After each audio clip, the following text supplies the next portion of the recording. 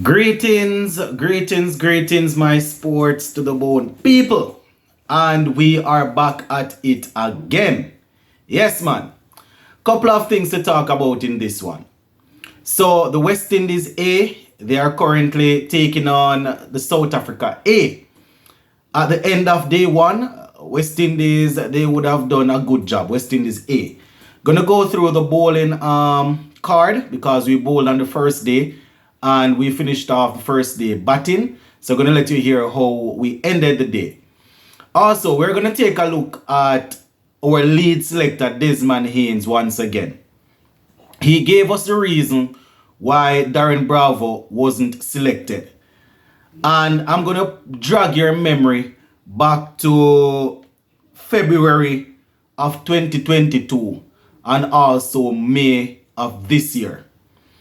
I'm going to give you the exact words that were used by the lead selector, and we're going to compare them with what he's saying now.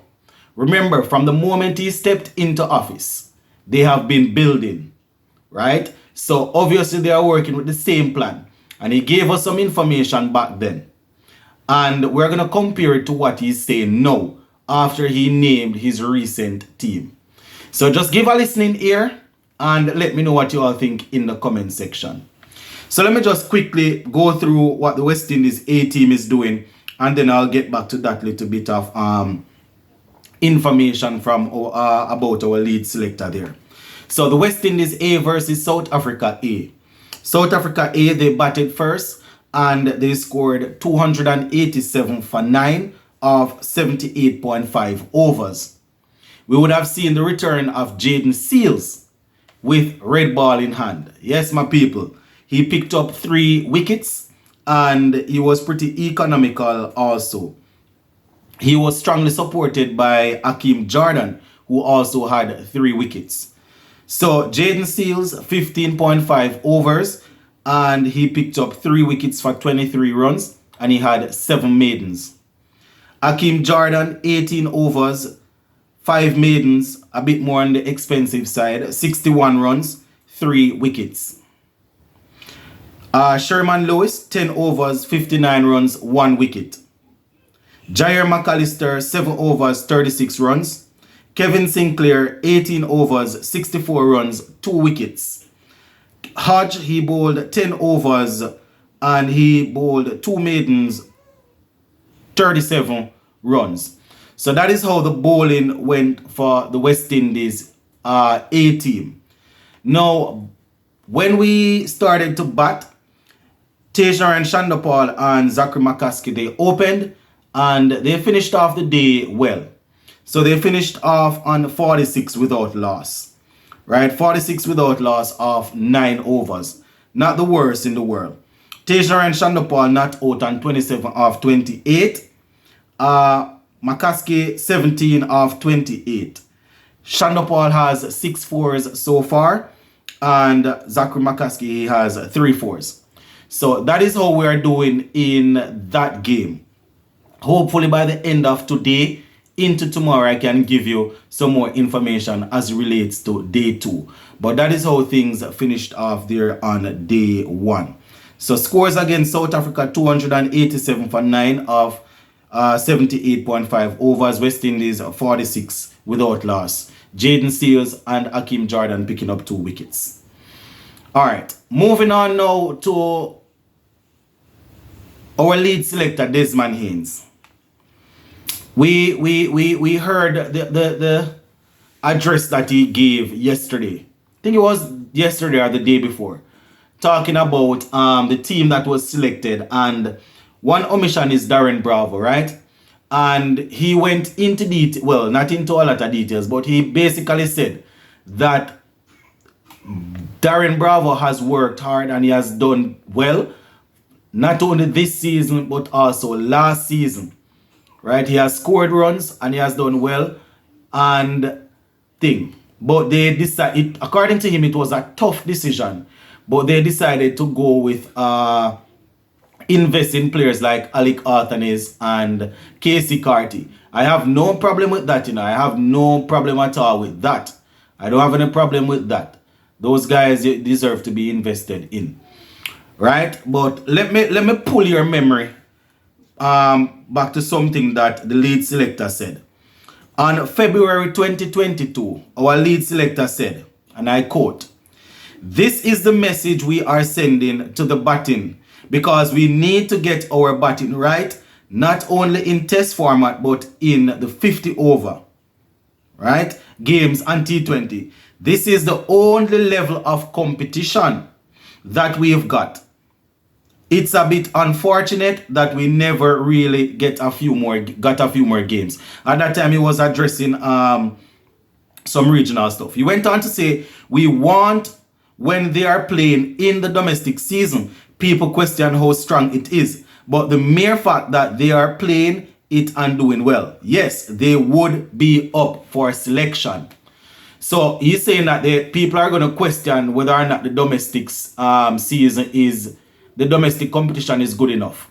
But once they are playing and they are doing well, they are going to be up for selection. He went on to say, "It's important when playing in the domestic season to catch our selectors' eyes. We are a new panel." This at the time he was talking about when he and Rannery Sarwan took over. Right? He's saying that we want to see the players and want to make sure that we're judging them on their ability and that they can play the role we want them to play, said Haynes. This was in February of 2022.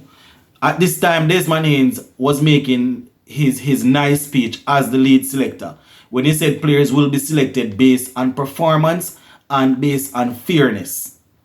Right? Man said that the domestic system is weak. People go and say that Bravo is only able to perform in domestic cricket, right? I get that. But the man said, this is the only one that we have. And once you perform well, you are going to be up for selection. Imagine that, couple months after, the same lead selector that said that he has been planning from day one can't tell you, well, not saying can't tell you because he told us why he hasn't been selected. But seeing that he told us why he hasn't been selected, based on the fact that they are investing in youngsters in with the age group, let me draw your attention once again to something else that he said in May of this year. Same lead selector, right? In May of this year. "I must say though that I just want the public to know that nobody has been ruled out for selection for West Indies," he said. "We do not have the depth of players to rule out anybody for selection. We really cannot afford to sideline anyone. We are interested in selecting the best team. We appreciate the fact of where we're standing in the world cricket and we want to improve that. We want to pick the best players who are committed, can play the roles for us and get us from the bottom of the pack." This statement was given when Fabian Allen, Hetmeyer, and Evan Lewis were left out of the White Boss setup, right? This statement was given, and I am assuming that it is true to all format, T20, ODI, and Test, right? Man said that we don't have the luxury to pick and choose. Once a player is performing and is committed, that player will be up for selection. He say this is the same man that was talking about fitness. Mind you, I am a big fan of the fitness thing. I want people to be fit.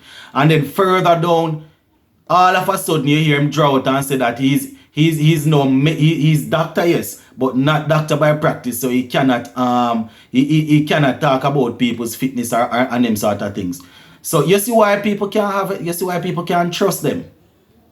And this is not me trying to draw this out or anything, I'm just trying to show you why people cannot trust them.